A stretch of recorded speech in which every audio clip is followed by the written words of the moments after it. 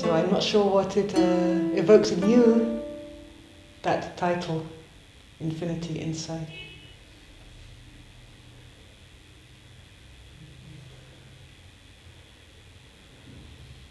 I mean, maybe it's an absurd thing. How can it be inside? You know, infinity, we're used to it being out there in the sky, in space. And we're used to it as an idea in the head. Okay, there is such a thing as infinity, infinite space. Boundlessness, no borders. So somewhere on some level, even if it's on the level of the mind, on the level of concepts, we accept that there is this thing called infinity.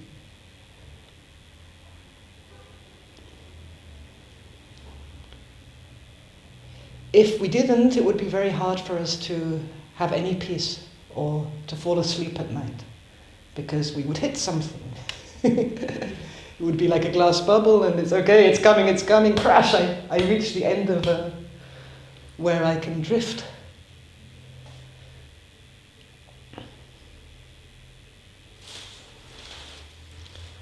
So it seems that somewhere deep, deep, deep down, not just in our minds, but also in the area of feeling, we have an absolute trust that there is infinity, that there is this infinite space, that we're not going to hit a wall. But still, we live and feel ourselves to be contained in a shape, limited. We feel there are limitations here.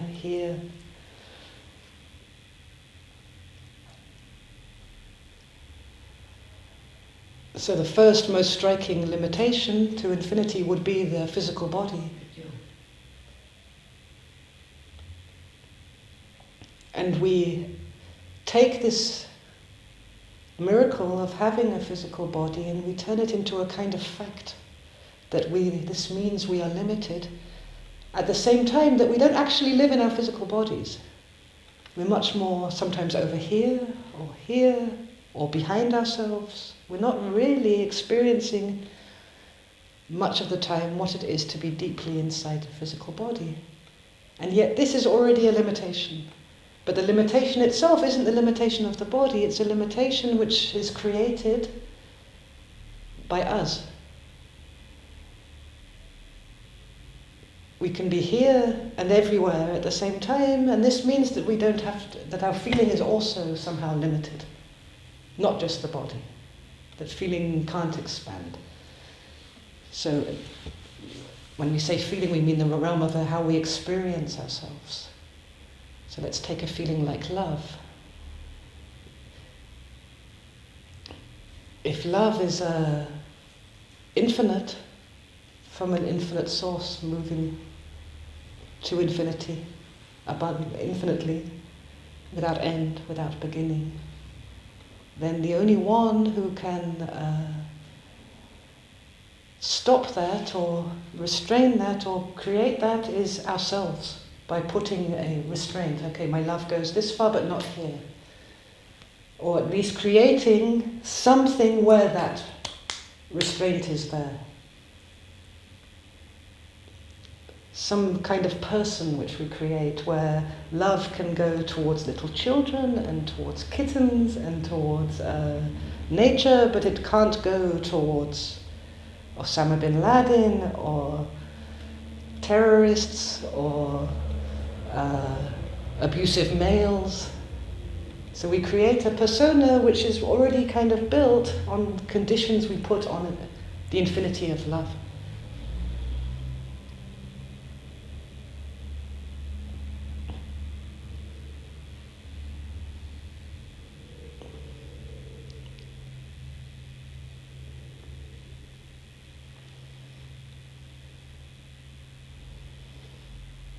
So when you come with a title like Infinity Inside, it's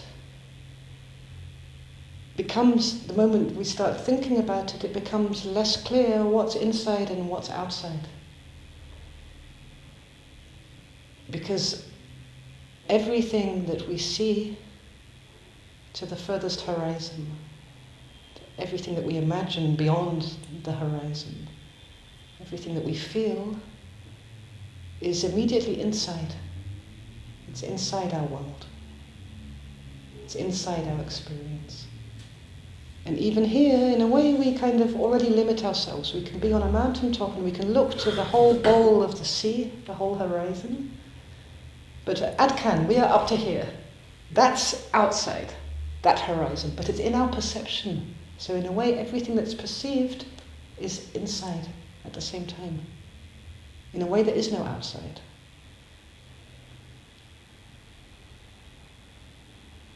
And that's the same with everything that's felt. This is not a small thing. This means that to say these are my feelings and these are your feelings is already a kind of structure which we're putting down, which can be useful, but it's not absolutely true. Because if you can feel the feelings of another, they're your feelings.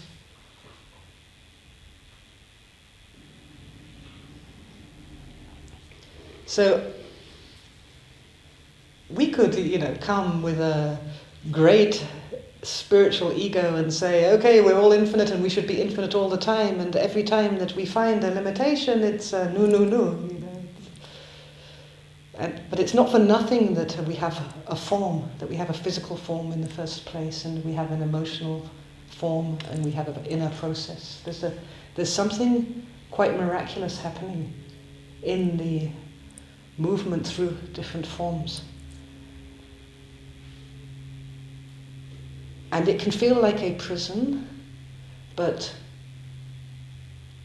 that's an attitude which is very closely connected with kind of being pretty pissed off at this work, existence, the suffering which is there. It's almost based on a trauma of coming into physical life, and it hurts.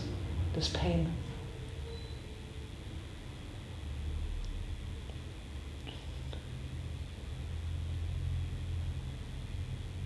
And at the same side of the coin, where there is this suffering of coming into form, into the physical, into limitations, there's also a bliss and ecstasy in it. If you just take the body as an example, the body is, on the one hand, it's our great burden. It's restraining us, it's limiting us, it's breaking down, getting old, it will die. We suffer through the body, pain. At the same time, it's a source of intense pleasure and joy and profound learning. Actually about unity. To be in a separate form and yet to be one is probably one of the highest learnings of unity. Because you would learn nothing about unity if there is no division within it. Unity can't contemplate itself. Nothing moves.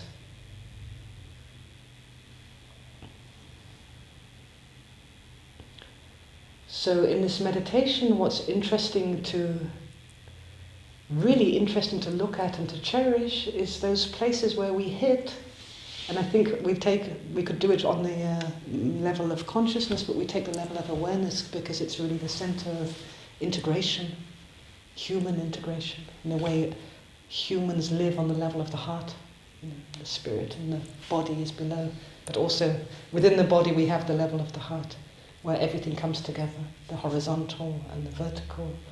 So we take the level of awareness, and to look at where we reach a border, to contemplate where in our level of feeling we hit a restraint.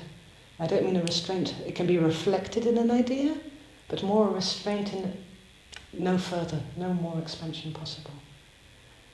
Because this restraint is in itself the food, the nourishment of why we're here.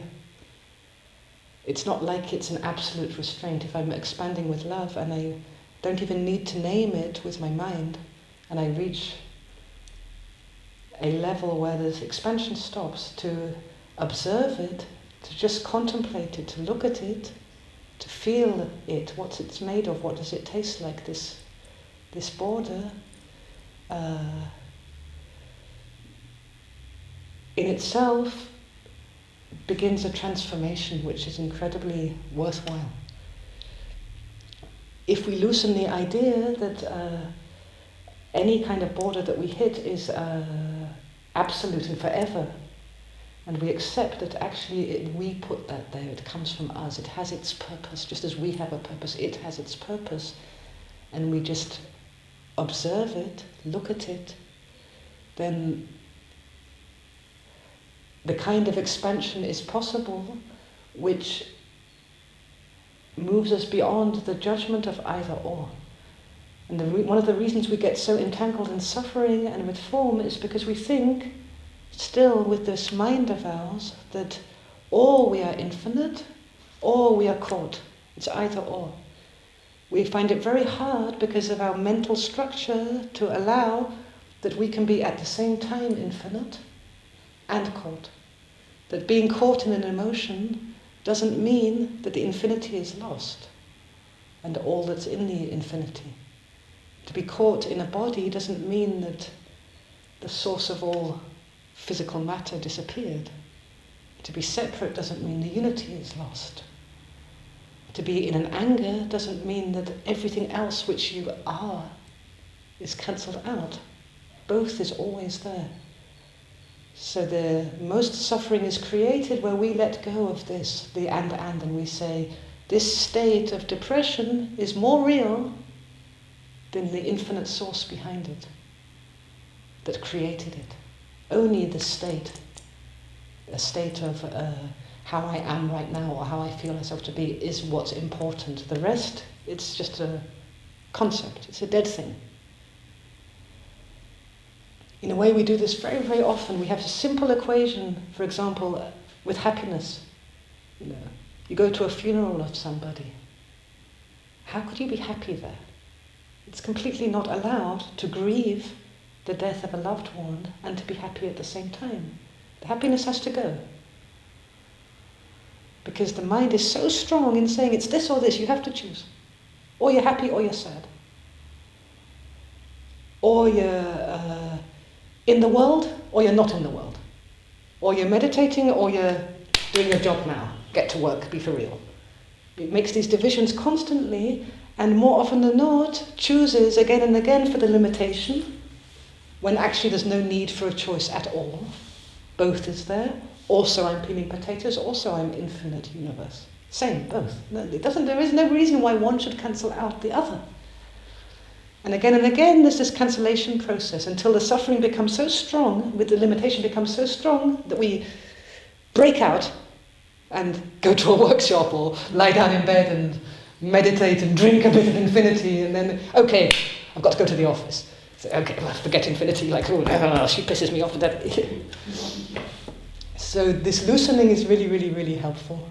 And it's really based on allowance of whatever is there as being able to exist together with infinity, eternity. You couldn't be in time if there wasn't eternity, if there wasn't timelessness. There would be no time. Yet we operate as if, because there's time, there is no timeless. Because there is a body, there is no infinite space, unity with all physical form. Because my body is actually separate, but it's not. It's made of the same chemicals and molecules and compounds and elements as everything else.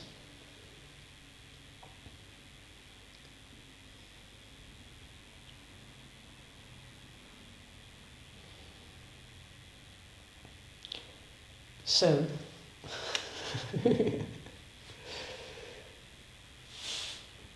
from the level of the heart,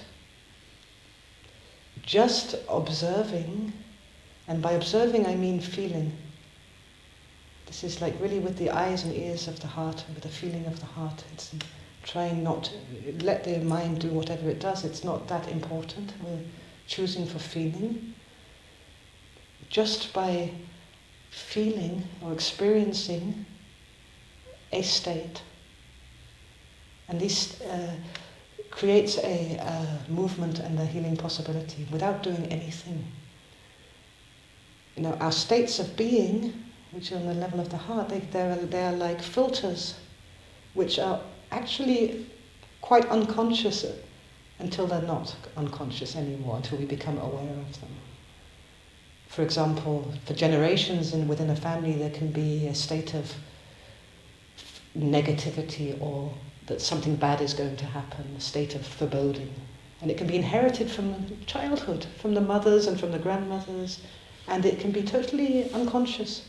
But then when you allow the infinity behind and just observe where there is a limitation, just the observation creates an infinity of separation where you are not that which you're observing. And it's not like the state is going to disappear, it's like a dark layer of cloud in a way. But from being behind that and allowing ourselves to contemplate it, to sample it, to kind of marvel at it, this in itself is creating an incredible healing possibility on all the different levels. To observe or feel an atmosphere, like the atmosphere of a family home or the atmosphere which we carry with us unconsciously, just the observation of the atmosphere in a way begins to dissolve what seemed like a permanent border and a permanent screen. It becomes much more impermanent because it can be observed, because it can be seen. And when we observe from the level of the heart, this is a loving observation. And when you think about it, a state, whether it's in a family or in an individual, a state of mind or a state of heart, is created by a kind of shock. It's like there's too much pain, and so we kind of fix something like this. We freeze. Okay, I will not expand further because there's too much pain coming into this. So we freeze and we create like a screen. And when the best way to approach somebody who's in a freeze is through loving, non-controlling, loving observation. Just by observing with love, the energy of love is being brought there, and there's much more chance that there's a softening. The moment somebody who's in a trauma is observed with loving attention, there is the possibility that the trauma is not an absolute fixation. It can soften. There's a time factor. It's kind of the time factor of processes, of feeling. It's not the time of the mind, but there is a time factor, like ice defrosting. But the observation does its work. So it would be nice in this meditation if we find some stuff like that to observe from the level of the heart. And it doesn't have to be a state. Although when you really observe a feeling, a negative feeling, a feeling which is not beneficial, it tends to move back into the state as a general scream, the border. So it can be an anger, like, this person's really pissing me off, or I'm jealous of this person, and you really allow it and really observe it lovingly, it tends to tell the story of where it came from, which can be a state which is like a glass wall on our natural infinity. We never lose ourselves in infinity, we find ourselves in infinity. This is really important. There is no threat, to say there's no threat of madness, there's no threat of chaos or anarchy. We lose the self we pretend to be. We lose our masks. And we don't lose them in the sense that they're not available to us to use whenever we need them, or that we can have all the states back and everything if we want them. We lose it in the sense that it's not the tyrant in the house anymore. It's not absolute. It doesn't have to be that way.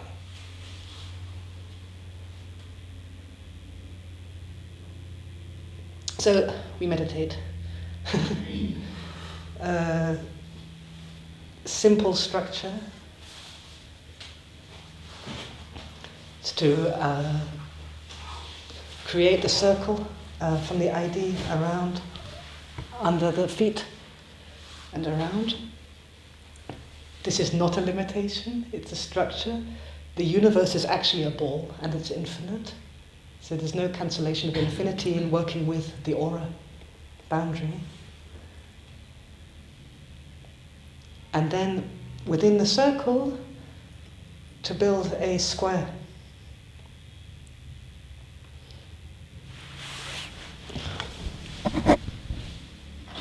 So here's the aura circle. And then to create within that a square at the corners of the circle and allow that for a while. At any stage it's possible to move into contemplation. And then within that to create a triangle.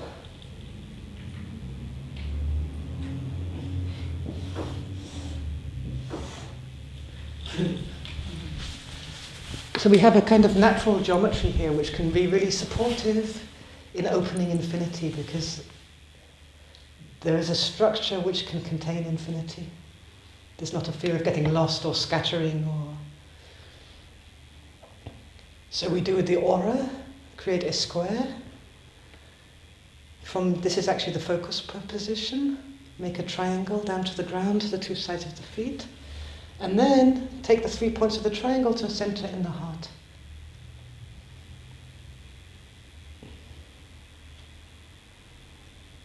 That should have kept our minds busy enough to be calm.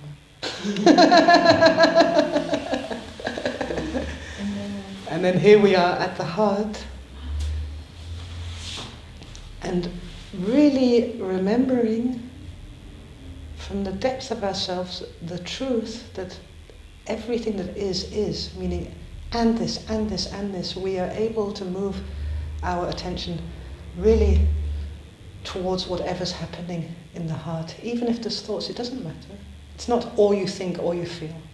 There's thoughts, but right now I'm here. The neighbors are talking in the head. The university is happening, but I'm now in the universe. And from this position to really allow the possibility of moving back into what is feeling, what is observing. Not the thing which is observed. This is beautiful and nice and curious and also is there.